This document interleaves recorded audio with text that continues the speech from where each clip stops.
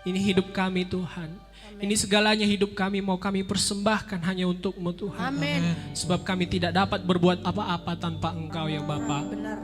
Terima kasih ya Bapa, inilah pujian penyembahan kami. Semuanya guna hormat kemuliaan bagi nama Tuhan. Untuk itu Tuhan kami berdoa Tuhan, saat ini kami akan mendengarkan firman-Mu. Kami akan siap untuk mendengarkan sabda-Mu ya Bapa. Berfirmanlah Tuhan lewat hamba-Mu yang sederhana ini, yang masih muda ini. Tapi hamba yakin dan percaya Tuhan pasti akan menaruhkan perkataan dalam lidah bibir hamba. Amin. Sehingga hamba dapat menyampaikan firman-Mu sesuai dengan apa yang Engkau inginkan ya Tuhan. Amin. Pada kami hari-hari ini. Untuk itu Tuhan kami bersehati Tuhan berdoa. Jika saat ini kami akan mendengarkan firman-Mu, ada satu oknum yang tidak senang untuk mendengarkan firman Tuhan. Untuk itu kami bersehati menolak menghadik kuasa si jahat di dalam nama Yesus. Sehingga ketika kami mendengarkan firman Tuhan, hati kami menjadi tanah yang subur, tanah yang siap ditaburi benih firman Tuhan. Terima kasih ya Bapa. Terima kasih Yesus, terima kasih ya Roh Kudus. Ini doa kami siap mau mendengarkan firman-Mu ya Tuhan. Mari umat-umat Tuhan yang siap untuk mendengarkan firman Tuhan, mari sama-sama dengan saya katakan, amin. Beri kemuliaan bagi Tuhan kita, haleluya. Silakan duduk Bapak Ibu Saudara-saudari yang terkasih. Dan kepada para pelayan Tuhan juga, saya persilakan untuk duduk. Dan terima kasih buat pelayanannya hari ini, bukan hanya tim yang dari Mimbar, tapi kepada seluruh tim yang telah terlibat pada pelayanan hari ini. Tuhan Yesus memberkati kita semua. Shalom. Sekali lagi shalom. Ada sukacita, amin. Ya, kita harus bersukacita karena apa? Kita bertemu dengan saudara seiman. Kita dapat melihat senyuman yang manis, yang indah, terpancar dari wajah Bapak Ibu Saudara-saudari. Itu yang sebenarnya saya pribadi rindukan selama ibadah live streaming ya, belum bertatap muka seperti ini. Jadi kayak ada yang kurang gitu loh. Ternyata senyuman Bapak Ibu, saudara-saudari sekalian menghiasi kehidupan kami. Asik. Oke, jadi saya mau mengucapkan terima kasih kepada yang pertama tentunya Tuhan Yesus Kristus. Kenapa? Karena Tuhan Yesus masih memberikan kita untuk kesehatan, kesempatan untuk berkumpul di tempat ini. Kita semuanya bersama-sama memuji Tuhan, menyembah Tuhan. Dan saya mengucap syukur secara pribadi karena apa? Karena Tuhan masih mengizinkan saya, memberikan saya kesempatan untuk membagikan firman Tuhan di tengah-tengah kita pada pagi hari ini. Dan saya juga mengucapkan terima kasih kepada Bapak, Ibu Gembala, dan seluruh staf Gembala yang memberikan saya kesempatan hari ini untuk menyampaikan firman Tuhan. Terima kasih saya mengucapkan.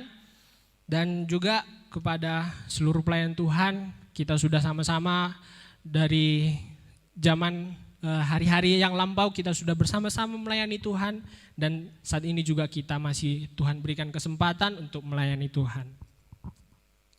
Oke, saya perlu memperkenalkan diri, nggak usah lah ya, udah pada tahu kan semua. Yang mana tahu, ada yang belum tahu, perkenalkan nama saya Elisa Gamar. Dari Marga Gamar, sudah tahu ya, saya anak kedua dari Bapak Pendeta Gembala di tempat ini, Bapak Pendeta Gideon Gamar dan istri yang cantik katanya Papi, Ibu Peniel Boru Simbolon. Ya, kami 3 orang bersaudara dan puji Tuhan menurut Papi Mami kami semuanya ganteng. Ya nggak tahu lah pandangan Bapak Ibu saudara-saudari sekalian, tapi anak-anak Tuhan cantik dan ganteng. Amin. Amin. Puji Tuhan, bulan 9 kemarin telah selesai wisuda dan lulus, dinyatakan lulus dalam jenjang pendidikan S1 Teologi di Samarinda. Dan saya yakin itu semua karena Tuhan dan campur tangan Tuhan. Dan semuanya guna hormat kemuliaan bagi nama Tuhan. Jadi saya berada di tempat ini karena saya dipersiapkan untuk nantinya akan melayani di luar daerah. Jadi mohon dukungan doa, topangan doa supaya saya tetap kuat dalam melayani Tuhan karena saya masih muda. Jadi saya butuh support, butuh dukungan dari Bapak Ibu Saudara-saudari sekalian. Kita nggak usah tegang-tegang sekali ya. Kita rileks aja untuk mendengarkan firman Tuhan. Karena kalau tegang pun nanti jadi mental apa yang akan kita dengarkan. Oke. Baiklah, kita akan masuk dalam pembacaan kita. Mari kita sama-sama buka di dalam Ibrani 11 ayat 1 sampai 3. Kita akan baca karena 3 ayat saja, kita akan baca bersama-sama dengan perikop saksi-saksi iman. Kita akan membaca bersama-sama dalam hitungan yang ketiga. 1, 2, 3 ya. Iman adalah dasar dari segala sesuatu yang kita harapkan dan bukti dari segala sesuatu yang tidak kita lihat. Sebab oleh imanlah telah diberikan kesaksian kepada nenek moyang kita. Karena iman kita mengerti bahwa alam semesta telah dijadikan oleh firman Allah, sehingga apa yang kita lihat telah terjadi dari apa yang tidak dapat kita lihat. Amin, firman Tuhan. Jadi hari ini kita akan membahas tentang iman. Jadi saya kasih tema untuk pemberitaan firman Tuhan pada hari ini, yaitu iman menembus kemustahilan. Sekali lagi, iman menembus kemustahilan. Jadi kalau kita berbicara tentang iman ya, kita sudah sering mendengarkan firman Tuhan, sharing firman Tuhan, kesaksian-kesaksian dari hamba-hamba Tuhan tentang yang namanya iman. Pasti sudah banyak, bahkan di gereja ini pun selalu menekankan yang namanya iman. Kita bisa belajar, kita bisa lihat dari kehidupan orang tua rohani kita di tempat ini, yaitu Bapak dan Ibu Gembala. Karena dalam kehidupan mereka, Bapak dan Ibu Gembala ini mengutamakan yang namanya iman. Saya saksi hidupnya. Kenapa? Karena waktu saya masih kecil, saya melihat bahwa perkembangan gereja ini dari titik nol, dari yang berpindah-pindah, bahkan sampai sudah menetap, bahkan sampai yang menurut saya ini sudah besar. Kenapa? Karena ada suatu yang namanya iman. Kalau kami boleh saksikan ya, iman Bapak dan Ibu Gembala itu dulu, di sini itu semuanya hutan, nggak seperti sekarang ada rumah-rumah. Dulu itu jalannya itu yang di depan ini adalah batu-batuan. Jadi pun kalau mobil pribadi sering ke sini ya cepat rusak juga mobilnya gitu. Di sini semuanya hutan, kemudian kalau kami mengambil air untuk minum, itu harus ke jurang-jurang yang ada di sebelah sana. Itu bahkan sampai Bang Yusua itu pernah jatuh untuk ngangkat air itu. Dan saya sendiri menyaksikan bahwa sekarang sudah kita bilang ini sudah berkembang pesat. Untuk daerah Sidikalang ini sudah termasuk besar gitu. Jadi saya bersyukur bahwa saya hidup itu di tengah-tengah orang tua yang penuh dengan iman. Dan akhirnya turun kepada kami, terwariskan oleh kami. Karena apa? Alkitab pun mencatat warisan yang paling besar dari orang tua itu adalah iman. Iman kepada Tuhan Yesus Kristus. Jadi kalau berbicara tentang iman sebenarnya ini sangat luas.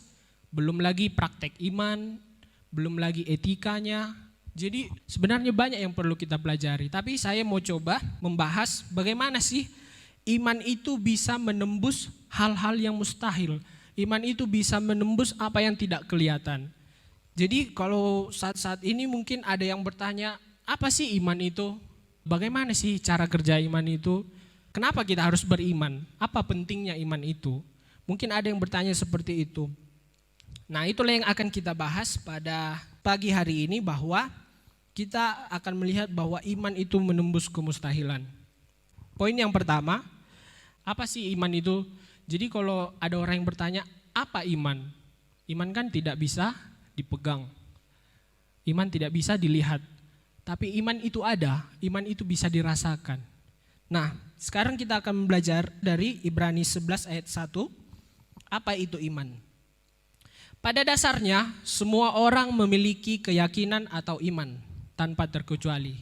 Sekali lagi bahwa pada dasarnya semua orang memiliki iman tanpa terkecuali. Buktinya kita baca di ayat 4. Karena iman Habel telah mempersembahkan kepada Allah korban yang lebih baik daripada korban Kain. Dengan jalan itu ia memperoleh kesaksian kepadanya bahwa ia benar karena Allah berkenan akan persembahannya itu. Dan karena iman ia masih berbicara sesudah ia mati. Jadi kalau kita pelajari, iman itu sebenarnya dari semenjak manusia diciptakan, bahkan dikatakan Habel. Habel adalah orang keempat di dunia ini. Dan orang keempat ini memiliki iman yang besar di hadapan Tuhan. Bahkan sampai setelah ia mati pun dikatakan darahnya menjerit kepada Tuhan. Nah, di situ kita ketahui bahwa iman sebenarnya sudah ada dari zaman dahulu, dari zaman Adam dan Hawa. Jadi pada dasarnya semua orang itu memiliki keyakinan atau iman tanpa terkecuali.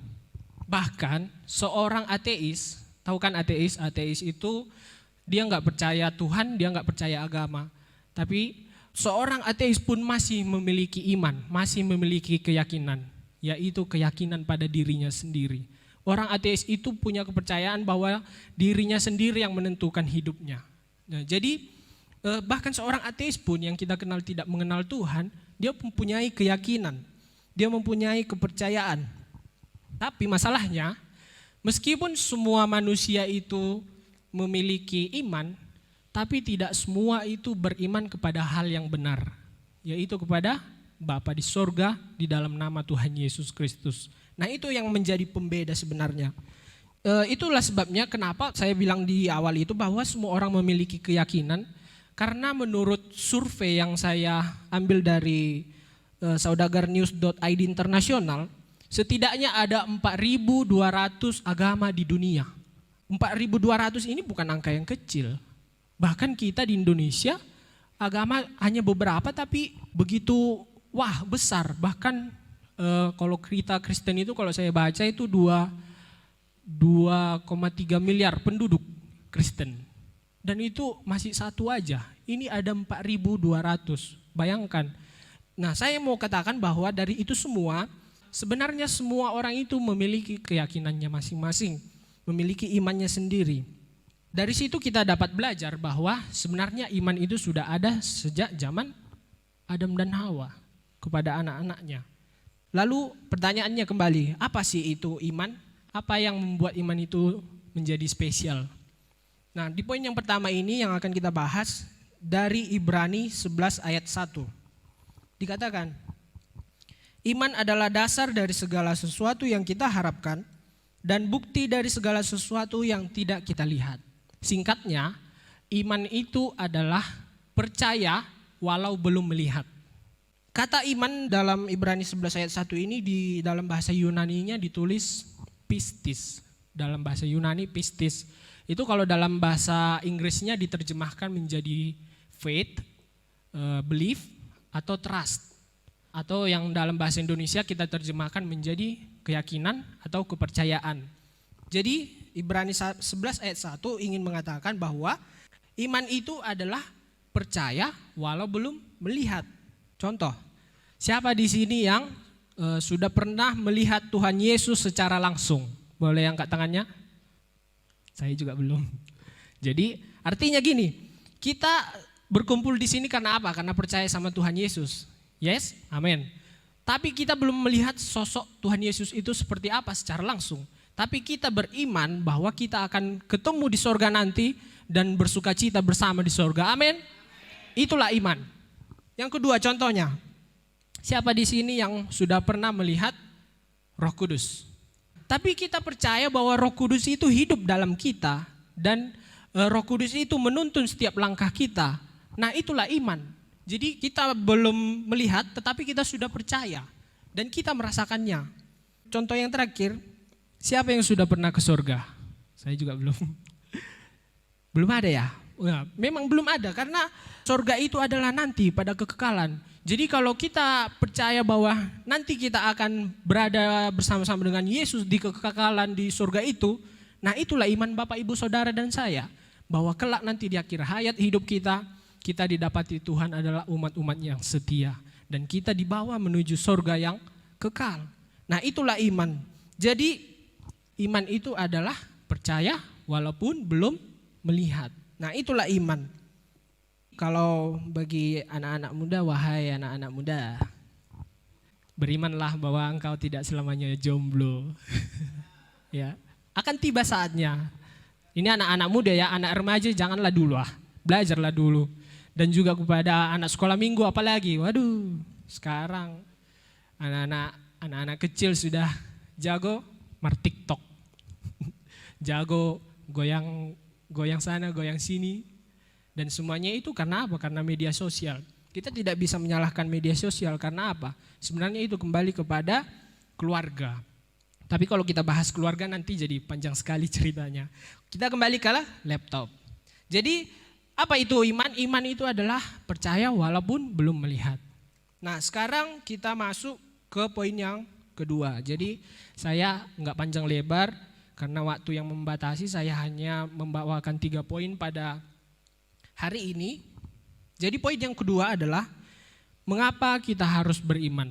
Setelah kita tahu apa itu iman, kita harus tahu mengapa kita harus beriman. Mengapa kita harus beriman kepada Tuhan Yesus?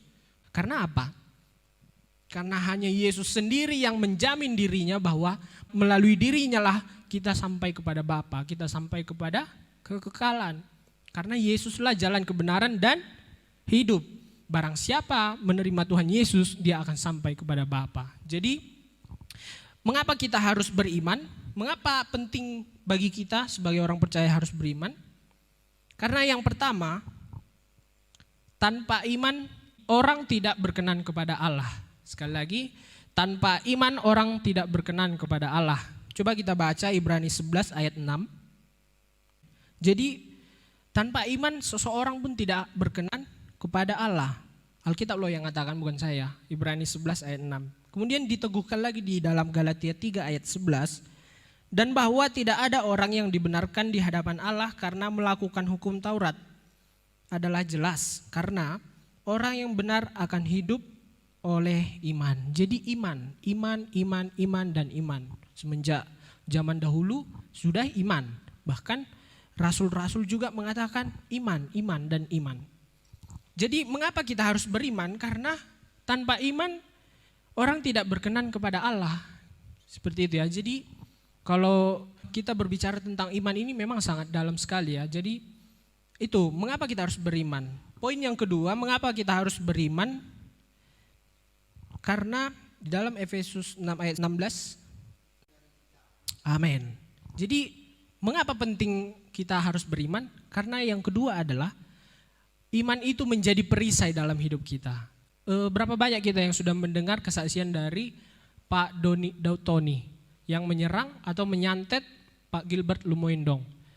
Dan di situ disaksikan bahwa karena iman oleh Pak Gilbert Lumoindong, makanya dia selalu aman dalam lindungan Tuhan. Sehingga ketika ada santet atau mantraguna atau ilmu-ilmu hitam yang mau coba menyerang kita, kita dilindungi oleh Tuhan. Karena kita memiliki perisai iman. Jadi biasanya ya kalau dari kesaksian yang saya lihat dan dengar, itu kalau ada kuasa-kuasa kegelapan yang mau mencoba untuk menyantet seorang yang percaya kepada Tuhan, biasanya itu serangannya akan balik kepada yang menyerang. Misalnya dukun kalau mau menyantet seseorang hamba Tuhan, dia serangan itu pasti akan balik mental ke dalam kehidupannya. Sehingga akhirnya apa? Kita lihat bisa muntah darah, bermanifestasi seperti hewan atau segala macamnya. Dan akhirnya banyak juga kesaksian dari orang-orang yang seperti itu akhirnya bertobat menerima Tuhan Yesus sebagai juru selamat mereka. Jadi iman itu sangat penting supaya apa? Memadamkan serangan-serangan dari iblis, serangan-serangan dari si jahat sehingga kita aman dalam lindungan Tuhan. Kemudian mengapa kita harus beriman? Yang ketiga, di dalam 1 Yohanes pasalnya yang ke-5 ayat ke-4. Ya, amin. Jadi iman yang mengalahkan dunia. Itulah pentingnya kita harus memiliki iman. Dunia, kalau berbicara tentang dunia itu pastinya tentang dosa. Dosa dan dosa. Sampai ada puisi yang mengatakan, di sini ada dosa, di sana ada dosa, di mana-mana ada dosa.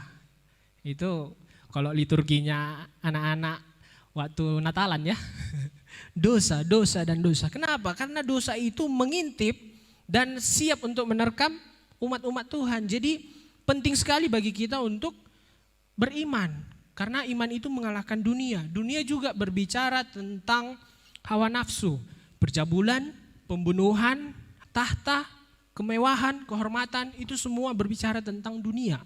Jadi kita memiliki iman supaya untuk mengalahkan itu.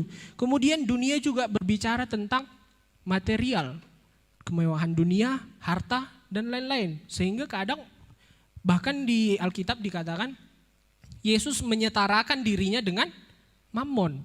Artinya apa? Begitu kuat, begitu besar kuasa daripada Mammon ini sehingga Yesus sendiri menyamakan dirinya dengan Mammon. Engkau tidak bisa menghambakan diri kepada dua Tuhan. Engkau tidak bisa menghambakan diri kepada Mammon dan kepada Allah. Engkau harus memilih. Karena apa? Karena begitu kuatnya kuasa Mammon ini, begitu kuatnya kuasa material ini sehingga banyak juga kesaksian-kesaksian orang yang akhirnya jatuh karena material, hal-hal material. Nah, itu berbicara tentang dunia. Dunia juga berbicara tentang pencobaan-pencobaan. Jadi kalau kita berbicara pencobaan itu, udahlah, kita nggak akan mungkin bisa lepas dari yang namanya pencobaan karena kita masih di dunia. Kalau kita nggak mau dicobai, ya udah kita naik ke surga lah. Ya kan, simpelnya seperti itu. Karena apa? Dunia itu berbicara tentang tantangan, ujian, cobaan. Entah itu dari diri sendiri, entah itu dari orang lain, entah itu dari serangan-serangan dari si jahat. Pokoknya di dunia ini, selama kita masih hidup di dunia, kita pasti akan menghadapi yang namanya tantangan. Tetapi melalui iman kita bisa melewati semuanya. Amin. Beri kemuliaan bagi Tuhan kita Yesus. Haleluya. Jadi saya sangat bersyukur ya hidup dalam iman Kristen, hidup dalam percaya kepada Yesus. Karena iman itu begitu kuat. Itu yang ketiga, bahwa mengapa kita harus beriman, karena iman itu mengalahkan dunia. Dan yang keempat, mengapa kita harus beriman? Yang keempat di dalam Matius 9 ayat 22. Saya akan bacakan bagi kita Matius 9 ayat 22. Dikatakan, tetapi Yesus berpaling dan memandang dia serta berkata, teguhkanlah hatimu, hai anakku, imanmu telah menyelamatkan engkau. Maka sejak saat itu sembuhlah perempuan itu.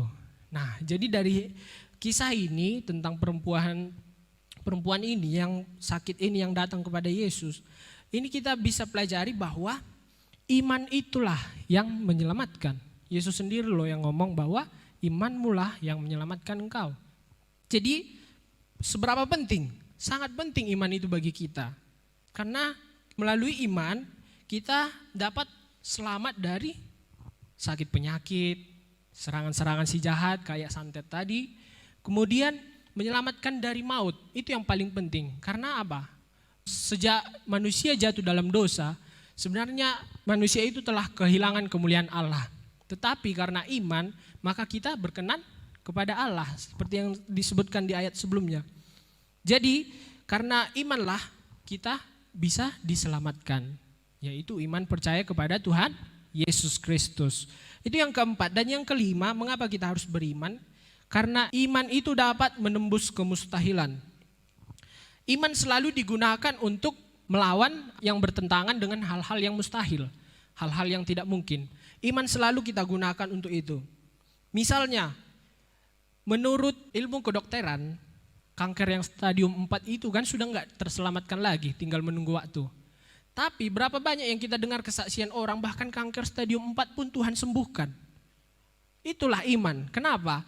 Iman itu menembus kemustahilan. Iman itu membuat kita semakin bertumbuh sehingga melalui hal-hal yang kita alami kita menjadi kuat di dalam iman. Bahkan penyakit-penyakit langka pun. Bahkan pernah seorang hamba Tuhan pernah bersaksi di sini bahwa dia mengalami penyakit langka dan satu dari jutaan orang yang mengalami itu dan dia bisa sembuh. Iman itulah yang membuat hal-hal yang mustahil itu menjadi mungkin bagi Tuhan. Amin. Nah, yang paling penting adalah iman itu menyelamatkan kita dari dosa.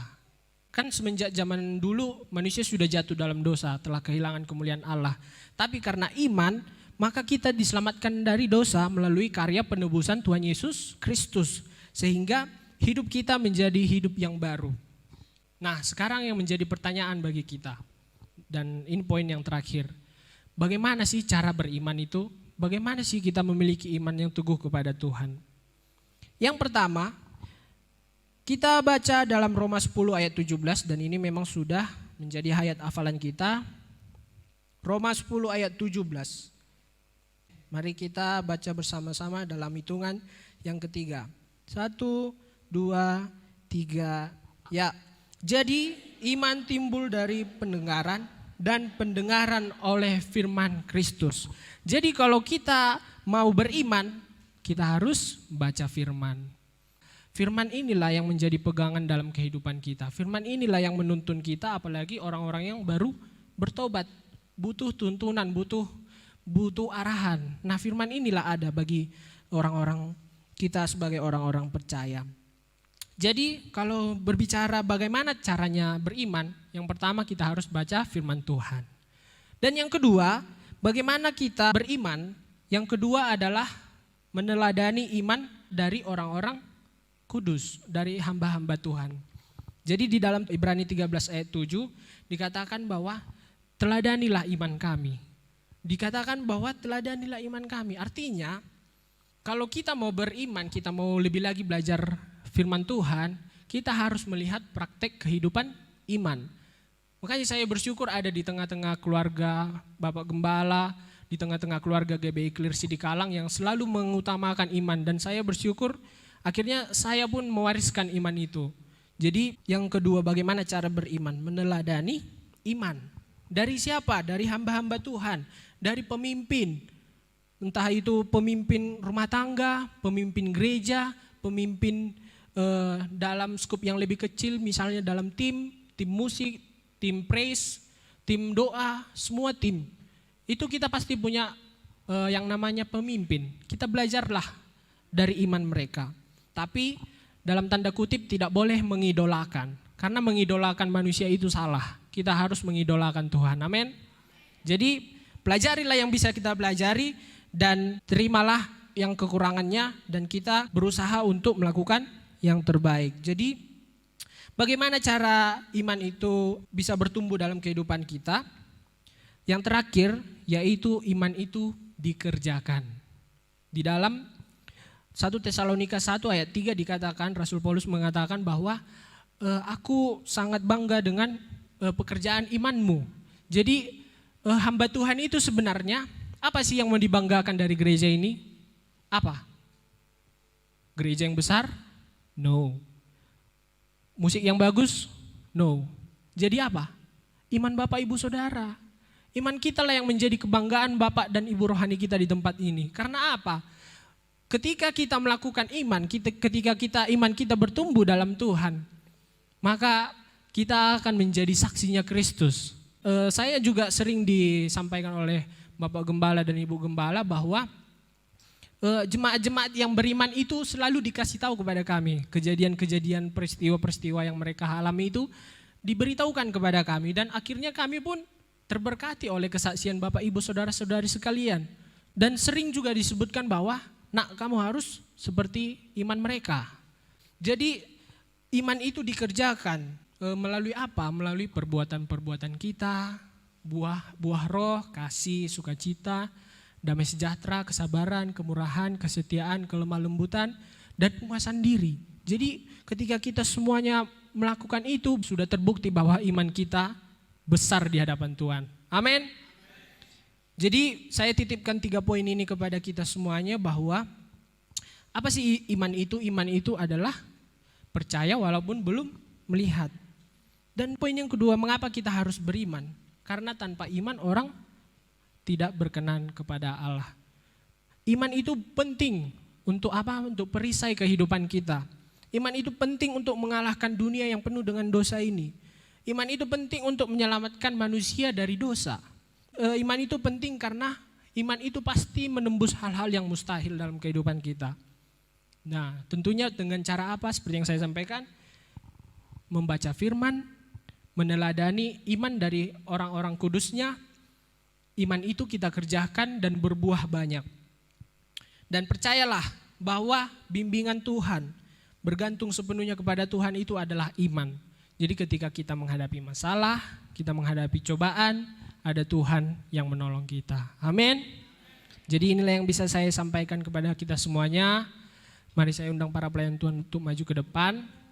Marilah kita persiapkan hati kita bahwa kita itu memang betul-betul adalah orang yang penuh dengan iman. Jadi saya titipkan sekali lagi, Iman itu penting bagi kita. Sebab apa?